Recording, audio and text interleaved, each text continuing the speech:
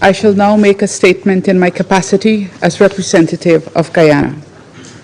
I thank you, Secretary General Antonio Guterres, for your presence here today and for your remarks. I also express our appreciation to Assistant Secretary General Miroslav Yencha and IAEA Director General Grossi for responding swiftly to our urgent request to brief the Security Council. Colleagues, just 2 days ago, we met in these chambers and made urgent calls for diplomacy and de-escalation in relation to the ongoing conflict between Israel and Iran. The Secretary General appealed to give peace a chance, and many of us echoed that call. Guyana, like so many other countries, including on this Council, has consistently called for Israel and Iran to exercise maximum restraint and to avoid any miscalculations that would further plunge the region into deeper crisis.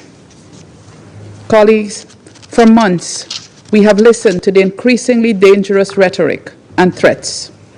However, what we need at this time is leadership and diplomacy.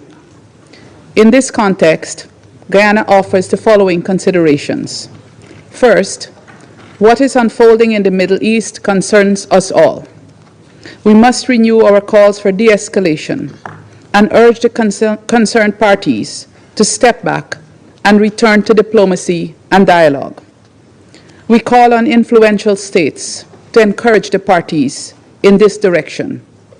Resist the temptation to fan the flames of conflict, given the potentially grave humanitarian and security impacts, as well as the attendant effects on global trade, including oil prices and food security.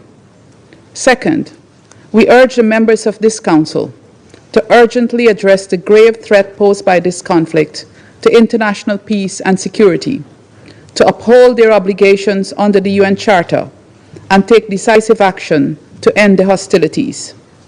We must ensure that the parties avoid being trapped in a retaliatory tit-for-tat loop of violence that undermines regional and global peace and security. Finally, the headwinds we face are indeed testing our collective resolve.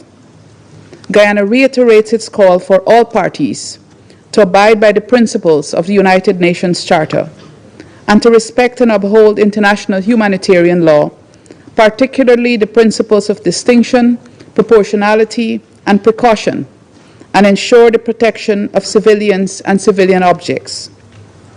We also reiterate that the right to self-defense absolves neither party of their responsibilities and obligations under international law. I thank you. I resume my function as President of the Council.